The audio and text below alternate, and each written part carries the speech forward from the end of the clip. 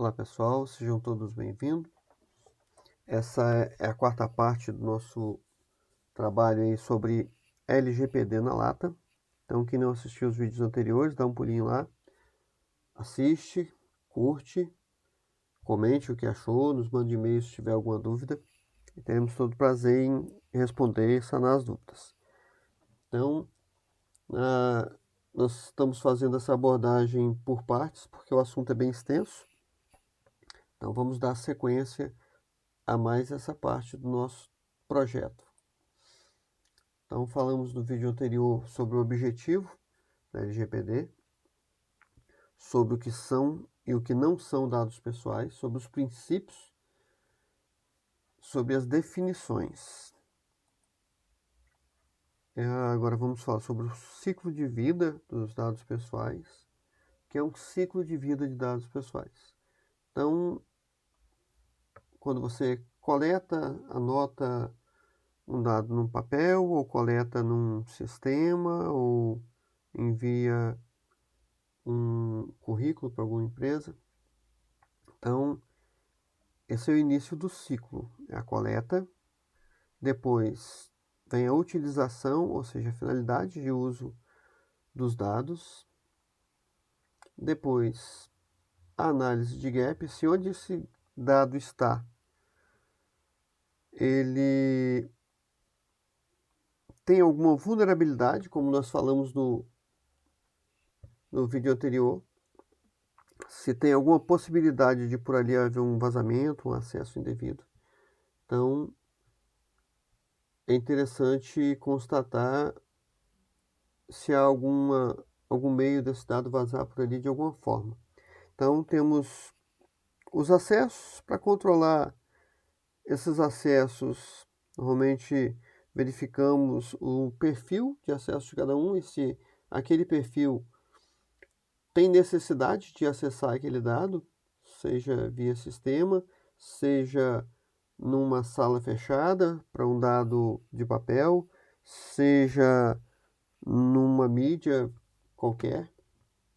Então, esse acesso precisa ser controlado, tanto no meio digital, quanto no meio físico, por papel, arquivo, enfim, precisa haver esse controle.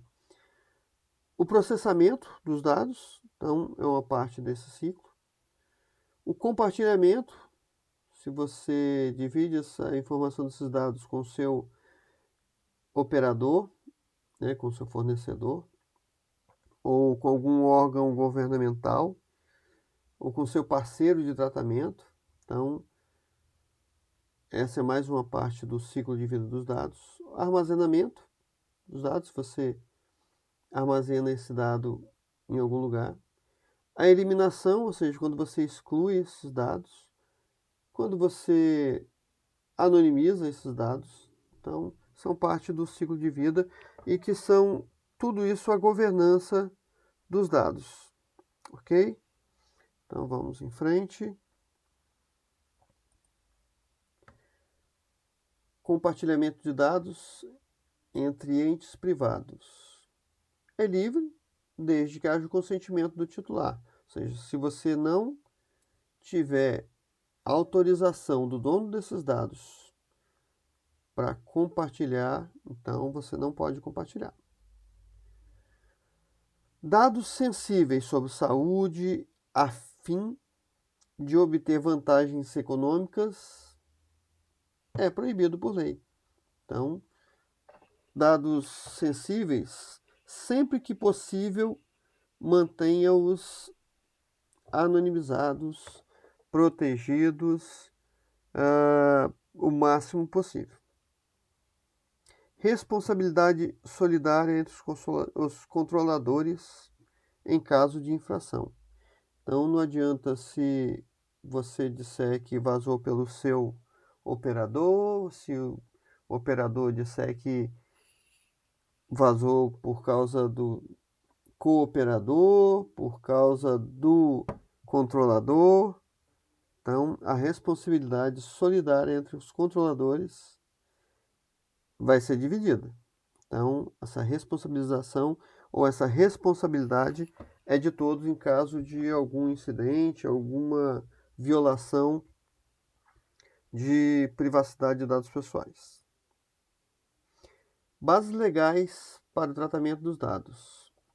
A LGPD, assim como as demais legislações ou regulamentações de proteção de dados, elas não vieram para proibir que os dados fossem tratados pelas empresas, e sim como forma de proteger e dar mais segurança ao titular, mais confiança, mais transparência. Então, não é proibido tratar dados, desde que você esteja embasado no artigo 7º da LGPD, ou seja, numa das bases legais que te permitem tratar esses dados. Lembrando que todo aquele ciclo de vida que nós mostramos anteriormente faz parte do tratamento de dados. Se você coleta, se você compartilha, se você armazena, se você elimina, porque tinha, então todo esse ciclo de vida faz parte do tratamento de dados. Fala-se muito em consentimento do titular, e ele não é a única possibilidade. Aliás, se pudermos não optar pelo consentimento e enquadrar o tratamento nas outras bases, muito melhor, porque o consentimento ele é volátil e pode ser revogado a qualquer momento, diferente das demais bases legais. Qualificação do consentimento. Então, o consentimento ele tem que ser livre, informado e inequívoco, expresso por escrito ou de forma digital. Cláusula contratual, e bem destacada se for por escrito, vinculado às finalidades certas determinadas previamente informadas, abrange apenas os usos necessários adequados à finalidade declarada. Então, se você colocar uma cláusula contratual, ela tem que ser destacada dos outros itens, ela tem que ser bem clara. Se você colocar em algum site, aplicativo ou plataforma digital, tem que ser aderente à finalidade e apenas os dados necessários para aquela finalidade.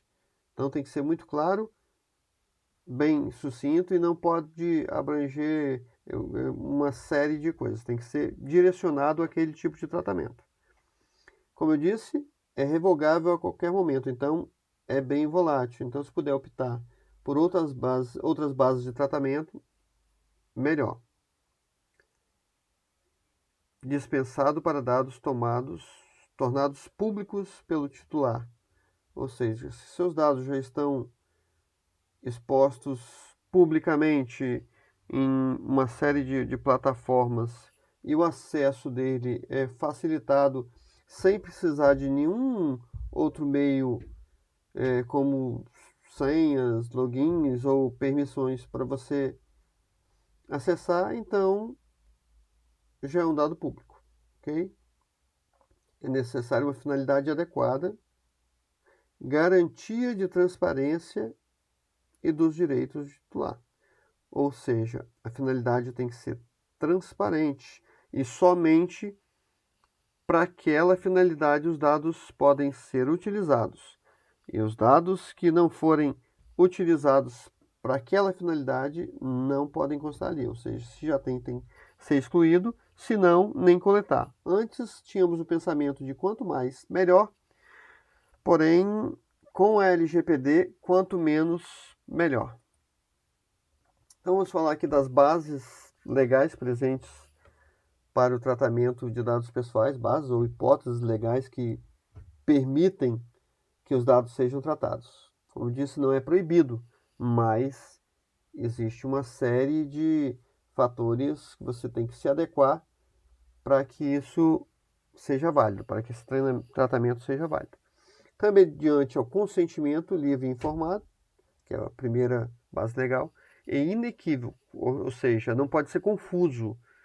O titular não pode se equivocar quando for dar essa permissão.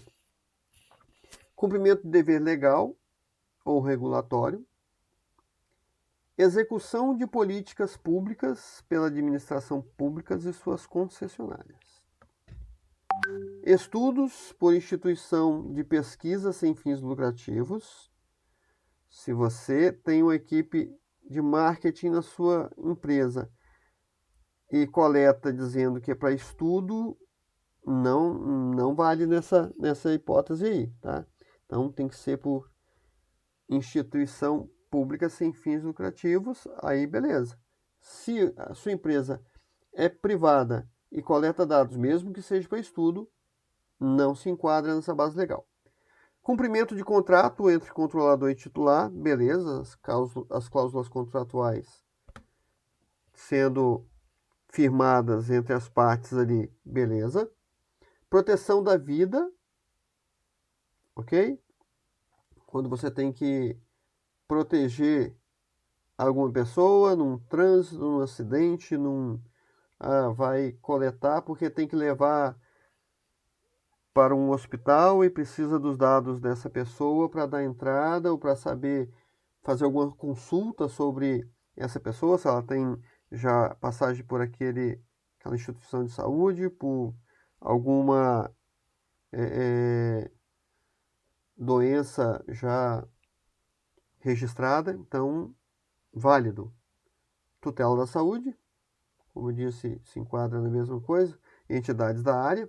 Atendimento aos interesses legítimos do controlador ou de terceiro. E proteção do crédito. Seria muito fácil, né, se não tivesse aquela ali. Eu vou ligar para o Serasa, para o SPC, vou pedir para excluir meus dados, porque eu não quero que eles tenham meus dados. Seria muito fácil. Então ficaria bem cômodo, né, para todos. O legítimo interesse, que é uma das bases legais que falamos no slide anterior. Então, ele tem a finalidade que não seja ilegal e nem prejudicial ao titular de dado. Por estrita necessidade, impossibilidade de usar outras bases legais, a legitimidade do tratamento de dados para atender interesses do controlador sem ferir os interesses do titular. Ou seja, se você tem um interesse legítimo de tratamento desses dados, sem que isso vá contra os interesses do titular, esse tratamento é válido. Senão, não pode ser utilizado essa hipótese legal para realizar esse tratamento.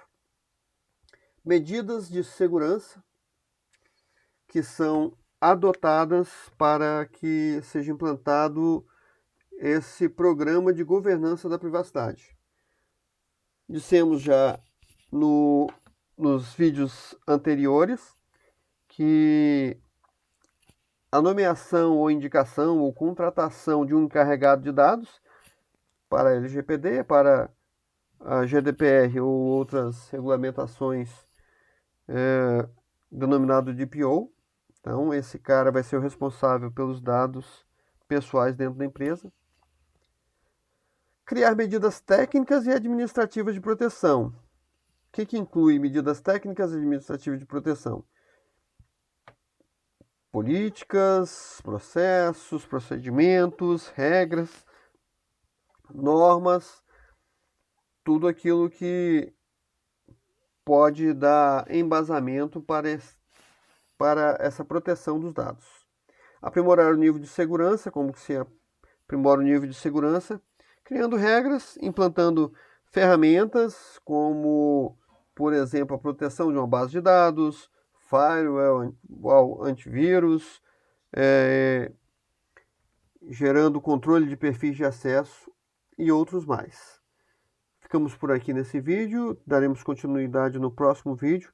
Obrigado a todos por terem assistido até aqui e me coloco à disposição para estar respondendo qualquer pergunta relacionada aos vídeos.